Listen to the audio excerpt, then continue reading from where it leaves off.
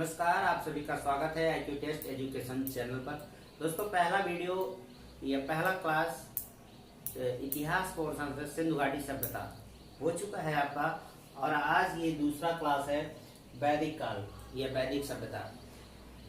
दोस्तों, सिंधु घाटी सभ्यता का जब विनाश हो गया बाढ़ आने की वजह से, तब एक ऐसी सभ्यता पनपती है जिसके बारे में हमें जानकारी वेदों से ही मिलती है और संपूर्ण जानकारी मिल जाती है। तो इसलिए इस काल का नाम जो है वैदिक काल पड़ा, और इस सभ्यता का या इस सभ्यता के प्रवर्तक आर्य थे, इसलिए इस काल को या इस सभ्यता को आर्य सभ्यता भी कहा जाता है। वैदिक काल को दो भागों में बांटा गया है,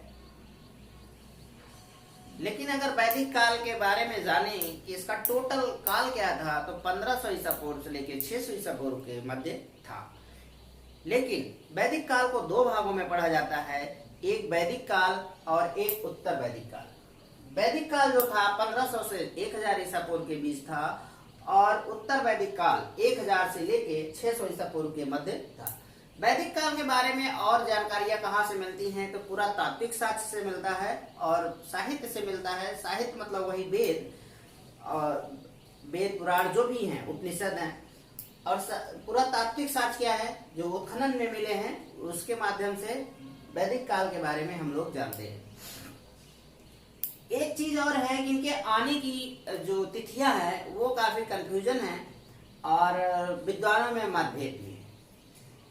जैसा कि एक दो उदाहरण मैंने यहाँ लिख दिया है। एक उदाहरण है बाल गंगाधर तिलक का। ये मानते हैं कि बाल गंगाधर तिलक जी मानते हैं कि आर्य जो है 600 ईसा पूर्व में कहाँ आए थे, तो ये भारत में आए थे। लेकिन जो सबसे प्रामाणिक है, सबसे मान्य है, वो है मैक्स मूलर का मत। मैक्स मूलर का मानना था कि 1500 ईसा पूर्व में आर्य जो है ये आए थे भारत में, ठीक है।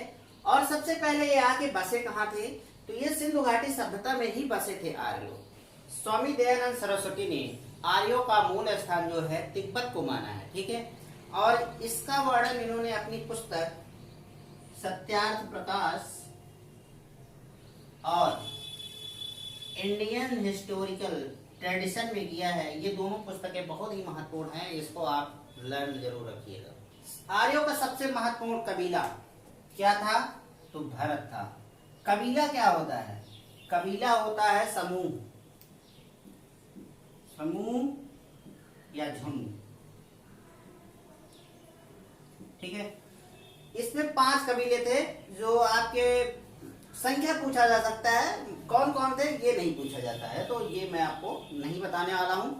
आगे, आर्य सर्वप्रथम सप्त सिंधु या सिंधु घाटी प्रदेश में बसना शुरू किए। जैसे कि मैंने आपको वीडियो के शुरू में ही बताया था कि जो आर्य थे वो सबसे पहले सिंधु घाटी सभ्यता में आकर बसे थे। फिर उसके बाद आती है सप्त सिंधु प्रदेश में 7 नदियों का उल्लेख ऋग्वेद में किया गया है। जैसे सिंधु घाटी सभ्यता भी 7 नदियों के किनारे ही बसा था, तो चूंकि ये सिंधु घाटी सभ्यता में जाके बसे थे आर्य लोग, तो ये भी 7 नदियों के किनारे थे। अब ऋग्वेद में ये कहा गया है सिंधु, अब इनके कुछ नाम भी हैं। वो 7 नदियां कौन कौन सी हैं, जैसे सिंधु है, पहली प्रमुख नदी यही थी। तो सिंधु घाटी को आर्थिक दृष्टि से बहुत ही महत्वपूर्ण माना जाता था, इसलिए इसको हिरण्याण कहा जाता था। और हिरण्याण का अर्थ होता है सोना, सुवर्ण, कौड़ी, बहुत सारे अर्थ होते हैं, लेकिन यहाँ हिरण्याण का अर्थ जो है सोना से ही लिया गया है। कहने मतलब बहुत ही महत्वपूर्ण थी। उस समय सोना भी महत्वपूर्ण रहा होगा, आज भी सोना बहुत महत्वपूर्ण है। तो सिंध को जो है ऋग्वैदिक काल के लोग, आर्य लोग, सोना से इसका तुलना कर दिए। दूसरी नदी है सरस्वती। सरस्वती को नदीत्मा भी कहा जाता है, ठीक है। नदीत्मा, नदीत्मा मतलब नदियों की माँ, जो आज के टाइम में ये सूख चुकी है और इसके जगह घग्गर नदी बहती है, ठीक है। सतुद्री ये नदी है। फिर विपाशा, विपाशा को आज वर्तमान में हम कहते हैं व्यास नदी, ठीक। और परशुड़ी नदी को वर्तमान में कहा जाता है रावी। वितस्ता को कहा जाता है झेलम और अस्किन को कहा जाता है चेनाब। इसको याद रखिएगा आप लोग, क्रम बनाने के लिए दे दिया जाता है, दे दिया जाएगा, ऐसे दे दिया जाएगा एक लाइन में, फिर इसको क्रम बिगाड़ के दे दिया जाएगा और आपको मिलान करना होगा। और आप अगर मिलान नहीं कर पाते हैं, अगर उनको कठिन बनाना होगा प्रश्न तो ऐसा ही करेंगे, और अगर कठिन नहीं बनाना है तो डायरेक्ट पूछ लेंगे विपाशा का अन्य नाम क्या है, या व्यास का अन्य नाम क्या है, रावी नदी को क्या कहते हैं, पहले क्या कहते थे, झेलम को पहले क्या कहते थे, चेनाब को पहले क्या कहते थे। तो आपको ये इसको हल्के मत लीजिएगा, ये सातों नदियां हैं, इसको आपको याद करने हैं। और मैं आपको कहूंगा कि आप लोग इसका नोट्स बनाते चले, नोट्स बनाएंगे तो पेपर टाइम में आपको कोई प्रॉब्लम नहीं होगी और जल्द से जल्द आप रिवीजन करके पेपर में बैठ सकते हैं। और बिना रिवीजन किए अगर आप गए तो जान लीजिए कि फिर आपको प्रॉब्लम होने वाली है। बताना मेरा काम है, करना आपका काम है, बाकी इच्छा जैसी आपकी। इसी क्रम में जैसे सिंधु घाटी सभ्यता में 7 प्रमुख नदियां थी, फिर उसी के बाद जो वैदिक लोग थे या आर्य लोग थे वो सिंधु घाटी सभ्यता में ही आके बसे, जिसे सिंधु सभ्यता भी कहते हैं, तो वहाँ 7 नदियां थी। और ऋग्वेद में ही अफगानिस्तान की भी कुछ नदियों का वर्णन किया गया है, जो है ये आपके सामने दिया गया है। पहली नदी है कुभा, जिसको अब वर्तमान में काबुल बोला जाता है। क्रुभु को कुर्रम बोला जाता है। गोमती को गोमल बोला जाता है आज के टाइम में, और सुवास्त को स्वात नदी बोला जाता है। और आपको इसके दूसरे नाम को जरूर याद रखना है और इस नाम को भी जरूर याद रखना है, क्योंकि अगर क्वेश्चन को हार्ड करना होगा तो इसका क्रम बिगाड़ कर इसको ऐसे दे दिया जाएगा और आपको मिलान करने के लिए कह दिया जाएगा। मिलान का मतलब यह है कि ऑप्शन दे दिया जाएगा, ऑप्शन ए, बी, सी और डी, और इसका क्रम बिगाड़ के दे दिया जाएगा 1 2 3 4, और ऑप्शन में आपको इस तरीके से मिलेगा ए, बी, सी, डी, और दे दिया जाएगा 2 1 4 3 3 2 1 4, ऐसे क्रम बिगाड़ के दे दिया जाएगा और आपको सही करना होगा।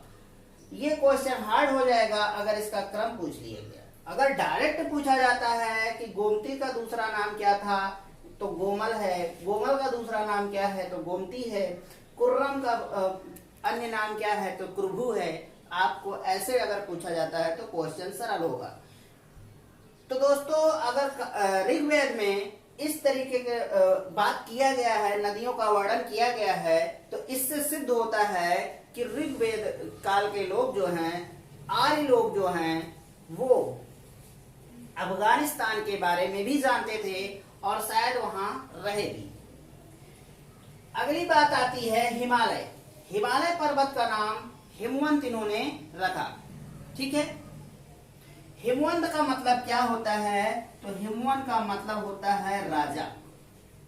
हिमवंत का मतलब होता है राजा के रूप में उल्लेख हुआ है। और हिमालय पर्वत की ही एक चोटी की बात करें तो उसका नाम था मुजवंत। इन लोगों के अनुसार उसका नाम मुजवंत के रूप में वर्णित किया गया है।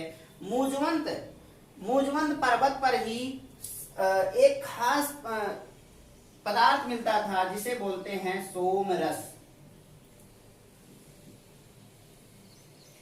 लेकिन आज के लोग इसका तात्पर्य लगाते हैं शराब या दारू से, ठीक है।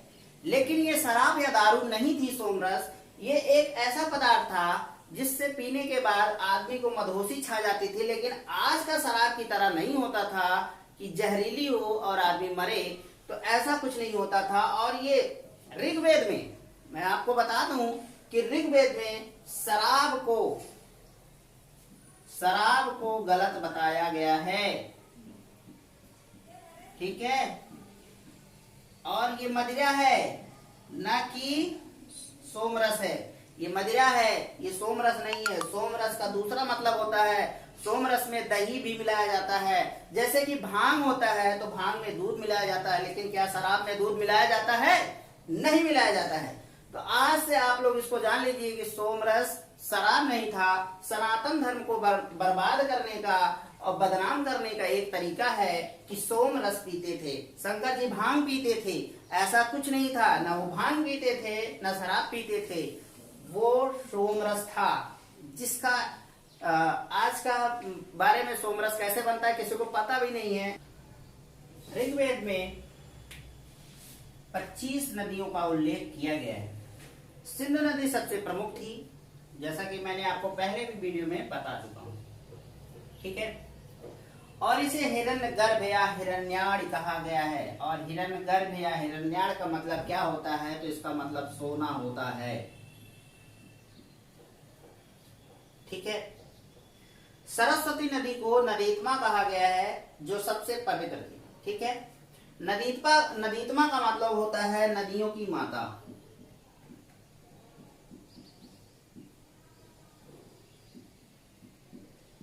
ठीक। और अब वर्तमान में सरस्वती नदी बहती नहीं है, सूख चुकी है, विलीन हो चुकी है। विलीन का मतलब होता है कि गायब हो जाना, ठीक है। और अब इसके जगह घग्गर नदी राजस्थान में बह रही है। सरस्वती सूख गई है, लेकिन उसी का दूसरा रूप घग्गर नदी बह रही है।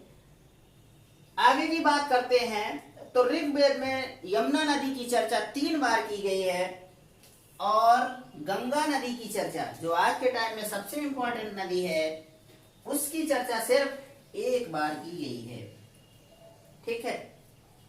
ऋग्वेद में मरुस्थल को धन्व कहा गया है। क्या कहा गया है? धन्व। आर्यों को संभवतः किसका ज्ञान था? रेगिस्तान का ज्ञान था। आर्यों को सभी चीजों का ज्ञान था, संभवतः नहीं।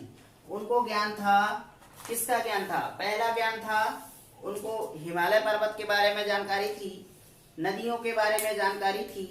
अब जैसा कि बताया गया कि रेगिस्तान की भी जानकारी थी, और रेगिस्तान को धन्व कहा है इसने, ठीक है। ऋग्वैदिक कालीन कुछ प्रमुख शब्द हैं जिनके बारे में हम जानेंगे। उर्वरा, उर्वरा किसे कहते थे? तो ये जुते हुए खेत थे, जुते हुए खेत। जुते हुए खेत को क्या कहते थे? उर्वरा कहते थे। और खिल्ल क्या था? तो खिल्ल था चारागाह, जो पशुओं को चराने के लिए खुली हुई जमीन को छोड़ा जाता था, उसे चारागाह आज के टाइम में कहते थे, और पहले कहते थे खिल्ल। सीर या लांगल, तो ये क्या है? सीर या लांगल, ये हल कहते थे। आप अपने बचपन में देखे होंगे कि बैलों से जुताई होती थी, और वो हल ही होते थे, जो सिंगल फाल का होता था, उसको हल बोलते थे। आज के बच्चे नहीं जानते होंगे कि हल क्या है, लेकिन हम लोग देखे हैं, अभी बहुत ज्यादा प्राचीन नहीं हुए हैं तो जानते ही हैं कि हल क्या है, ठीक है। और शृण या दात्र, शृण या दात्र को हसिया बोलते हैं। सभी के घर में हसिया होगी, ऐसा मैं मानता हूं। पर्स, पर्स क्या था? तो ये बोझ था, बोझ। बोझ क्या है? अरे वही गट्ठर, धान का या गेहूं का जो काट के खेत में रखा जाता है और बड़ा बड़ा होता है, उसको उस समय पर्स कहते थे, आज के टाइम में बोझ कहते हैं। और आज हम लोग पर्स को क्या कहते हैं? जो छोटा सा होता है, जेब में रखते हैं, पॉकेट। और खल, खल क्या है? ये खलिहान है, खल को खलिहान कहते हैं, ठीक है। खलिहान क्या है? खलिहान वो होता है जहां फसल को काट के रखा जाता है, उसको निपटान करने के लिए, उसका निपटारा करने के लिए, उसकी कटाई पिटाई, जो पिटाई होती है। मान लो कि धान काट के आया खेत से, और उसको कहीं जिस जगह हम रखते हैं सुरक्षित कि अब इसको यहाँ पीटेंगे, तो उसको खलिहान बोलते हैं, ठीक है। और गेहूं तो मड़ाई खेत में ही हो जाती है, तो उसको भी खलिहान ही मान सकते हैं। तो ये तो इम्पोर्टेंट, और भी अभी हैं, आगे देखते हैं। अब बात करेंगे खंत्रिमा क्या है। खंत्रिमा, खंत्रिमा ये होता है जब हम किसी जमीन को, जब हम किसी जमीन को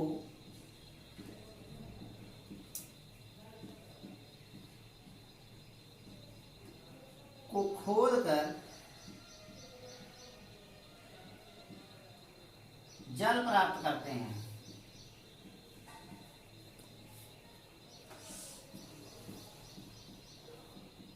तो उसे खनित्रिमा कहते हैं, ठीक है। तो उसे खनित्रिमा कहते हैं। मतलब आज के वर्तमान टाइम में अगर हम बात करें तो खनित्रिमा किसे कहेंगे? खनित्रिमा हम कहेंगे ट्यूबवेल को, जब हम बोर कराते हैं तो वो क्या है? खनित्रिमा है। ठीक है। आज अब कुल्या की बात करें तो कुल्या का बात होता है नहर। कुल्या का अर्थ होता है ऋग्वेद में नहर या बड़ी नाली। ठीक है, या बड़ी नाली। ब्रिक, ब्रिक होता है आज के टाइम का बैल। ठीक। करीस, करीस क्या है? तो ये है गोबर की खाद।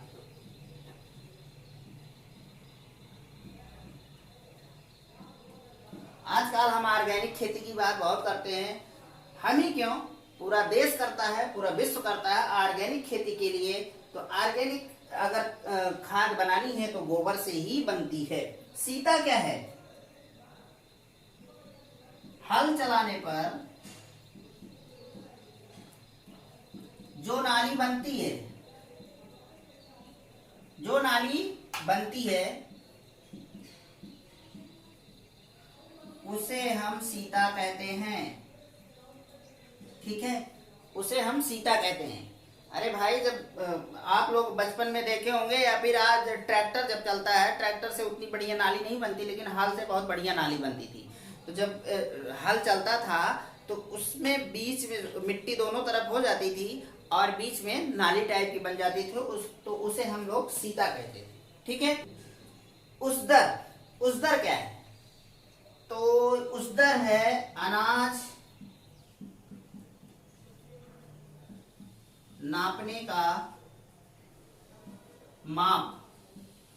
आज के टाइम में हम लोग क्या करते हैं? कहते हैं तसला, तसला से नापा जाता है, दौरी से नापा जाता है। गांव में दौरी चलती है, अब कम हो गई है लेकिन चलती है, शादी विवाह में अब भी चलती है दौरी। तो ये है उसदर। ठीक है। कीनास, कीनास क्या है? आज की चलो बता रहे थे अभी बाद में। कीनास क्या है? तो कीनास है हल चलाने वाला। कीनास हल चलाने वाले को कहा जाता है। और उसको क्या कहते हैं हम लोग? हरवाह कहते नहीं, पढ़वा लिखवा ना तो हरवाह बनवा का, तो वही है हरवाह। ठीक है। परजन, परजन्य क्या है? तो बादल को कहते हैं परजन्य ऋग्वेद में। ये सब जितने वर्ड मैं बता रहा हूं सब ऋग्वेद का है, और ऋग्वेद से ही आर्य सभ्यता की जानकारी मिलती है, वैदिक काल की जानकारी मिलती है। तो पर्जन्य क्या था? बादल था। अयस क्या है? अयस को तांबा या लोहा कहते हैं। ठीक है। उस टाइम में अयस या लोहा को या तांबा को या लोहा को अयस कहा जाता था। निष्क क्या है? तो निष्क वैदिक काल में जो है इसको हार के रूप में प्रयोग किया जाता था। निष्क को हार कहते थे। लेकिन बाद में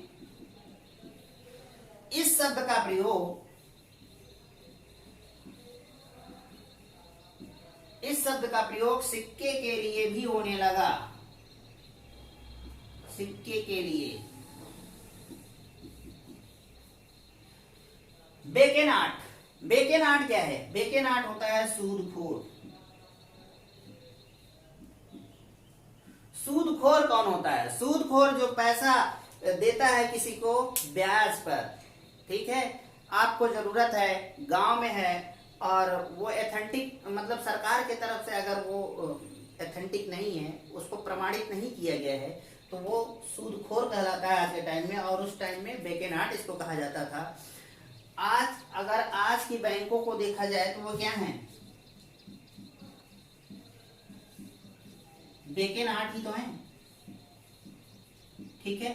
आज की बैंक क्या है? बेकेनाट ही है, सूदखोर है। ये सूद पर पैसा देते हैं, आपको 18% लेते हैं।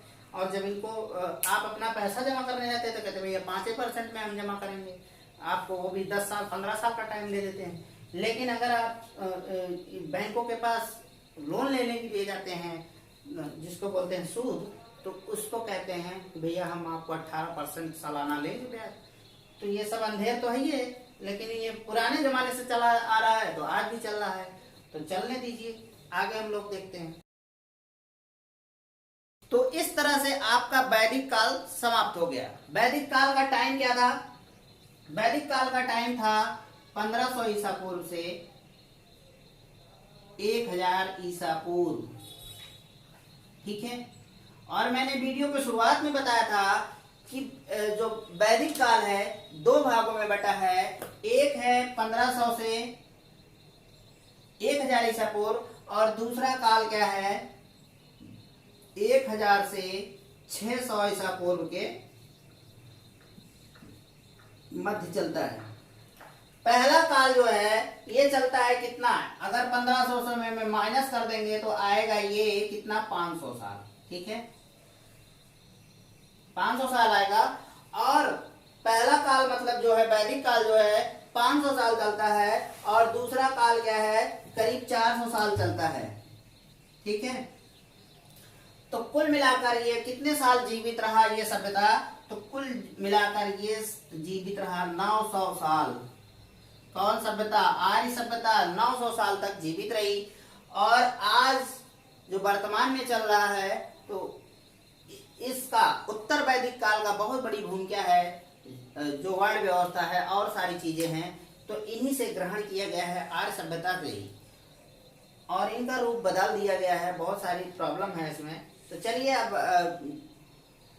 शुरू करते हैं उत्तर वैदिक काल के बारे में। भारतीय इतिहास में जिसमें सामवेद, यजुर्वेद और अथर्ववेद, आरण्यक, ब्राह्मण और इन सब की रचना होती है उसे कहते हैं उत्तर वैदिक काल। लेकिन आप लोग सोच रहे होंगे कि ये सिर्फ 3 वेद ही क्यों लिखे गए हैं, यजुर्वेद, सामवेद, अथर्ववेद। तो बात यह है कि ऋग्वेद जो है सबसे पहले उसकी रचना हुई थी और उसकी रचना जो है वैदिक काल में हुई थी। ठीक है, और इन तीनों की रचना बाद में हुई थी इसलिए इसको बाद में लिखा गया है, वो पहले की। और सबसे प्राचीन रचना वेद है ऋग्वेद। ठीक है, इस काल की प्रमुख विशेषता क्या थी? तो चित्रित धूसर मृदभांड। ये क्या है मृदभांड? मृदभांड मतलब होता है मिट्टी का बना हुआ घड़ा। ठीक है, जैसे हम लोग सुराही उराही घर में रखते हैं ना, वही। लेकिन उस पे होता क्या था कि काले रंग से कोई ना कोई पेंटिंग बनी रहती थी। अरे भाई लाल तो होता ही है, निश्चित है कि घड़ा ज्यादातर लाल ही होता है, कुछ काले हो जाते हैं ज्यादा पकने की वजह से।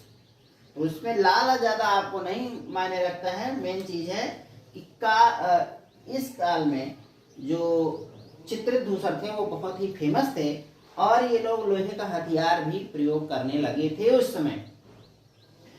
वेदों की बात की जाए तो वेद 4 हैं।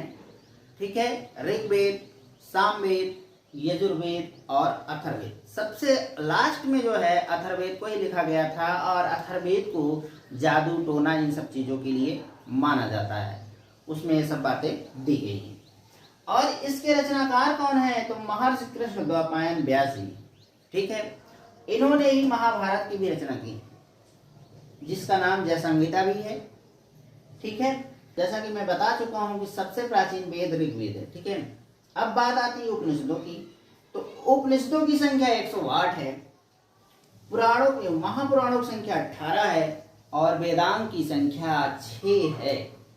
ठीक है, ऋग्वेद में पिता का उल्लेख 350 बार, माता का उल्लेख 234 बार, इंद्र भगवान का उल्लेख 250 बार तथा अग्नि का उल्लेख जो है 200 बार किया गया है। अब वैदिक सभ्यता की अगर बात करें तो इनका व्यवसाय क्या था? तो दोस्तों इनका व्यवसाय जो था कृषि था। ठीक है, और आज सभ्यता पूर्णतः ग्रामीण थी, जैसे कि सिंधु घाटी सभ्यता नगरीय थी लेकिन आर्य सभ्यता ग्रामीण थी, इसको ध्यान में रखिएगा। और ये क्या बोलते थे? संस्कृत भाषा बोलते थे। ठीक है, आर्यों का समाज जो है पितृसत्तात्मक था। कहने का मतलब होता है कि वहां उस समय माताओं का कोई विशेष रोल नहीं होता था परिवार में, जो भी निर्णय लिया जाता था पिता के द्वारा लिया जाता था, इसलिए पितृसत्तात्मक था। ठीक, उत्तर वैदिक काल तक समाज 4 वर्णों में विभाजित हो गया था। 4 वर्ण आज आपको बताने की जरूरत नहीं है, सबको पता है। लेकिन इसमें एक खामी ये आई कि वैदिक काल में जो है वर्ण व्यवस्था वो जो है कर्म के अनुसार होता था, काम के अनुसार होता था। अगर मैं धान गेहूं तौला रहा हूं तो बनिया हो जाता था, सामान बेच रहा हूं बनिया हो जाता था। अगर पूजा पाठ करा रहा हूं, वेदों का ज्ञान रखता हूं तो ब्राह्मण हो जाता था आदमी। और अगर समाज की रक्षा करता था तो वो क्षत्रिय हो जाता था। और गलत काम करते थे, ऊंच नीच काम करते थे तो वो हो जाते थे शूद्र। लेकिन उत्तर वैदिक काल में ये जो है जात पर आधारित हो गया। जैसे ब्राह्मण का लड़का ब्राह्मण हो गया, क्षत्रिय का लड़का क्षत्रिय हो गया, शूद्र का लड़का शूद्र हो गया, वैश्य का लड़का वैश्य हो गया। तो ये थोड़ा सा परिवर्तन आ गया और आज भी आप लोग देख ही रहे हैं कि इसी आधार पर चल रहा है। अब बात आती है आश्रम व्यवस्था की, जो कि बहुत ही इंपॉर्टेंट है। वैदिक काल में आश्रम व्यवस्था की थी जो 4 थे। एक था ब्रह्मचर्य, दूसरा था गृहस्थ आश्रम, तीसरा था वानप्रस्थ और चौथा था संन्यास आश्रम। ब्रह्मचर्य में होता था कि 10 साल या 8 साल 12 साल के बच्चों को उपनयन संस्कार कर दिया जाता था और वो चले जाते थे अपने गुरु के पास पढ़ने लिखने के लिए, और वहां वो ब्रह्मचर्य का पालन करते थे। ब्रह्मचर्य से तात्पर्य ये है कि वो काम भावना से दूर रहते थे, ठीक है। और उसके बाद जब वो अपनी शिक्षा ग्रहण करके आते थे करीब 25 साल के बाद, जब वो उनकी उम्र 25 साल हो जाती थी तो वो गृहस्थ आश्रम में प्रवेश करते थे, उनकी शादी करा दी जाती थी, ठीक है। फिर 25 से 50 के बीच में ये अपने गृहस्थ आश्रम में रहते थे, अपने परिवार को देखभाल करते थे, अपने बच्चों की देखभाल करते थे। फिर उसके बाद अगर ये जिंदा है तो 50 साल के बाद वानप्रस्थ में इनको प्रवेश करना होता था। और वानप्रस्थ क्या होता है कि एक आदमी अपने पारिवारिक जिम्मेदारियों से मुक्त होकर वो गांव से बाहर या घर से दूर अपनी एक कुटिया बनाकर रहता था, वहीं अकेले रहता था। अगर ये व्यक्ति जिंदा है, बचा हुआ है, अभी मरा नहीं है, तो 75 साल के बाद संन्यास आश्रम की व्यवस्था होती थी। संन्यास आश्रम में वो कुटिया भी छोड़ देनी पड़ती थी और उसको जंगल में और कहीं एकांत वास करना होता था, और वो सिर्फ ईश्वर के राम नाम में अपना मस्त रहता था। तो ये होता है 4 आश्रम। उत्तर वैदिक काल में अंतर्वर्णीय विवाह, अंतर्वर्णीय मतलब इंटरकास्ट, जो आज चल रहा है कि जात व्यवस्था को तोड़ा जा रहा है धीरे धीरे। तो अंतर्वर्णीय विवाह उस समय भी होता था, ऐसा नहीं है कि आज ही हो रहा है। बहुविवाह प्रथा कि एक पुरुष या एक महिला कई विवाह कर सकते थे। दहेज प्रथा, दहेज प्रथा तो जानते ही हैं कि आज भी ये था, पहले भी था। विधवा विवाह, अगर कोई महिला विधवा हो गई है तो वो भी विवाह करने के लिए सक्षम थी, योग्य थी और वो कर सकती थी। लास्ट है नियोग प्रथा। नियोग प्रथा भी प्रचलन में था। नियोग प्रथा क्या होता है, मैं इसके बारे में थोड़ा सा आपको डिटेल में बता देता हूं। नियोग प्रथा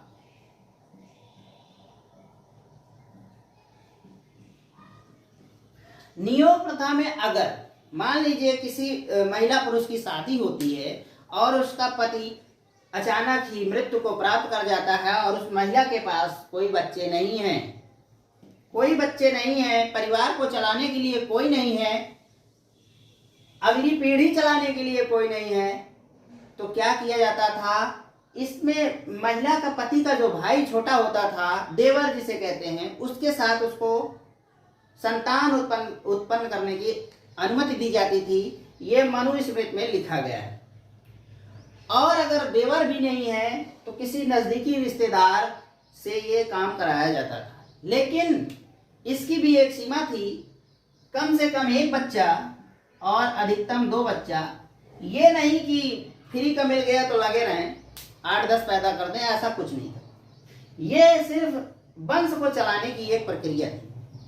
दूसरा कंडीशन ये था कि पति जीवित होने के बावजूद अगर वो संतान उत्पत्ति में अक्षम है तो उसकी इच्छा के अनुसार ये काम किया जा सकता था। नियोग प्रथा इसी को कहा जाता था।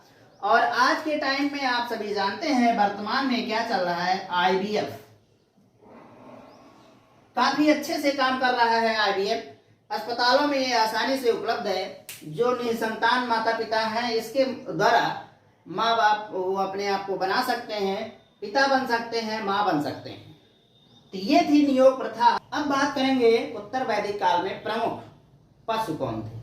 तो प्रमुख पशु गाय थी, बैल, घोड़ा, हाथी, भैंस, भेड़, बकरी, गधा, ऊंट, सूकर। लेकिन इन सब में सबसे महत्वपूर्ण कौन था, तो वो गाय थी। ठीक है। अब बात करेंगे प्रमुख दर्शन एवं रचयिता कि इनको कौन लिखा था। तो प्रमुख दर्शन था चरवाक दर्शन। चरवाक दर्शन को चारवाक ने ही लिखा था। ठीक है। शाक्य दर्शन किसका है, तो यह है कपिल का, कपिल मुनि। फिर योग दर्शन, योग दर्शन है पतंजलि का।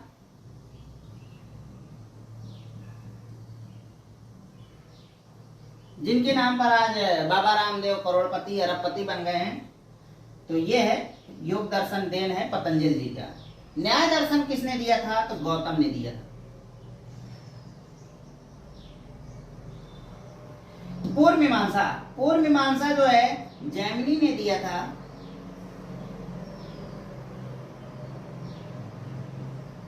उत्तर मीमांसा जो है बादरायण ने दिया था।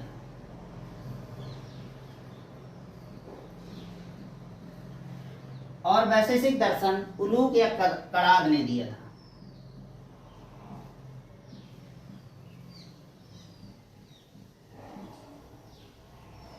और ये दर्शन जो हैं, इनको एक साथ, इन सारे दर्शनों को खंड दर्शन बोला जाता है। ये प्रमुख दर्शन हैं। आपके पेपर में इनसे बराबर क्वेश्चन बनते हैं। आप लोग इनको जरूर तैयार करिए, नहीं तो शायद फंस जाए कहीं पेपर में आप। तो इसको जरूर याद रखिए। ठीक है। तो अन्य प्रमुख दर्शन भी हैं। खट दर्शन की बात हो गई, अन्य प्रमुख दर्शन के बारे में भी जान लेते हैं। बौद्ध दर्शन जो है गौतम बुद्ध ने दिया था। जैन दर्शन महावीर ने दिया था। आजीवक मक्खन घोषाल का है। अक्रियावाद पूर्ण कश्यप का है। नित्य पदार्थवाद पकुड़ कात्यायन का है। विशिष्टाद्वैत रामानुजाचार्य जी का है। दैताद्वैत निम्बकाचार्य जी का है। शुद्धाद्वैतवाद बल्लभाचार्य जी का है। और पाशुपद लकली जी का है। देखिए इसको याद कैसे करेंगे, थोड़ा सा कठिन है। तो याद कैसे करना है मैं बता रहा हूं। पहले तो आप इसको ऐसे क्रम में लिख लेना, फिर जय यहां रखना और यम से मां से जैम हो गया आपका। ठीक है, जैम खाने वाला। फिर आता है आजीवक, बड़ा आ ले लेंगे और इसका शुरू का मां ले लेंगे, आम, आम बन गया, इसको याद रखना। फिर अक्रियावाद, अक्रियावाद में क्या करना है कि अक्रिय, अक्री ले लिए और पूरा ले लिए, अक्री पूरा अक्री। ठीक है। फिर नित्य पदार्थवाद, तो पकुड़ कात्यायन का है, तो कात्यायन बन नहीं रहा। कात्यायन में जो एक प्रकार कात्या काटना होता है एक प्रकार से, तो इसको ले सकते हैं नित्य, इसको ले लिए और कात्यायन मतलब काटो हो गया। ठीक है। विशिष्टाद्वैत रामानुजाचार्य, तो विशिष्ट रख लेंगे इसको और राम रख लेंगे। ठीक है। दैताद्वैत, तो इसमें दय दय है ना, तो दे दो हो गया और निम्बका नींबू रख लो निम्बका की जगह। शुद्धाद्वैतवाद बल्लभाचार्य, तो शुद्ध इसका रखना है और इसका आचार्य रखना है। ठीक है। इसका आचार्य अचार बना लो, आचार्य को अचार बना लो, थोड़ा मजेदार भी हो जाएगा। पाशुपद और लकलीस, तो इसका पहला पा ले लेंगे बड़ा और ला ले लेंगे। इसको अब क्रम में बैठाना कैसा है, याद कैसे करेंगे, तो इसको याद करेंगे जैम आम पूरा अक्री है। अक्री मतलब काम, बिना काम का है, खराब हो चुका है। जैम और आम जो है पूरा अक्री हो गया है, तो इसे इतना, इसमें कुछ नहीं है। फिर है नित्य, काटो। ठीक है। नित्य से हो गया क्या, नित्य पदार्थवाद, नित्य पदार्थवाद और काटो सब कात्यायन हो गया। आप लोग अगर थोड़ा सा प्रयास करेंगे तो लर्न हो जाएगा बड़े आसानी से, और फिर ये भूलेगा नहीं, कंफ्यूजन नहीं पैदा करेंगे। ऐसी चीजें कंफ्यूजन बहुत पैदा करती हैं। तो अब क्या हो गया कि भैया कोई ऐसा व्यक्ति था, वो जो है जैम और आम को रखा था खाने के लिए, लेकिन वो जो है अक्री हो गया, खराब हो गया।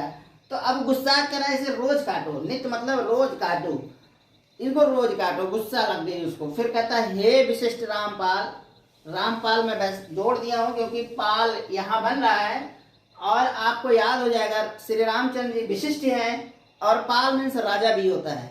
तो हे विशिष्ट रामपाल शुद्ध अचार और नींबू दे दो। भैया शुद्ध अचार और नींबू दे दो, उसी से खा लेंगे, ठीक है। तो थोड़ा सा ऐसे मसाला वसाला लगा के अगर याद करेंगे तो याद हो जाएगा और ये आपका कभी गलत नहीं होगा। तो इस तरीके से आज ये आपका सेकंड क्लास जो है समाप्त होता है। अब इसके बाद आपको होमवर्क के रूप में कुछ क्वेश्चन दिए जाएंगे जो आपको करने हैं, उसके आंसर कमेंट में रखना है। तो ठीक है, आ रहा है आपके सामने क्वेश्चन। तो जैसा कि पूरा वीडियो समाप्त हो चुका है आपका, और अब आपका होमवर्क बाकी है। होमवर्क के रूप में मैं आपको कुछ क्वेश्चन दे रहा हूँ जिसको आपको कमेंट करने हैं, ठीक है। और ऑप्शन नहीं है इसके, और लेकिन ये इतने इम्पोर्टेंट क्वेश्चन है कि आपके पेपर में पूरा का पूरा दम रखते हैं आने के। पहला क्वेश्चन है सत्यार्थ प्रकाश पुस्तक के लेखक का नाम बताइए, ठीक। नदीत्मा किस नदी को कहते हैं? हिरण्याणी का अर्थ क्या है? ऋग्वेद में हिमवंत नाम से किस पर्वत का उल्लेख है? धनु का क्या अर्थ होता है? पशुओं को चराने हेतु छोड़ी गई चरागाह को क्या कहते हैं? आर्यों की भाषा क्या है? नियोग प्रथा क्या है? आर्यों के लिए सबसे प्रमुख पशु कौन था? और लास्ट क्वेश्चन है विशिष्टाद्वैत के प्रवर्तक कौन थे? तो ये 10 क्वेश्चन हैं, आप लोग इसको करिएगा कमेंट में इसका आंसर।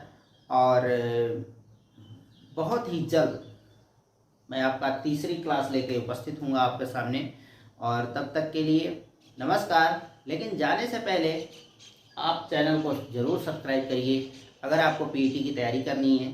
अगर आपको ये वीडियो समझ में आता है तो आप लोग चैनल को सब्सक्राइब करें और बेल आइकन को दबा लीजिए, जिससे आपको नोटिफिकेशन भी मिलता रहे। और बात क्या है, बात ये है कि अगर आप अभी भी वीडियो पे बने हैं तो लाइक ज़रूर कर दीजिएगा। नमस्कार।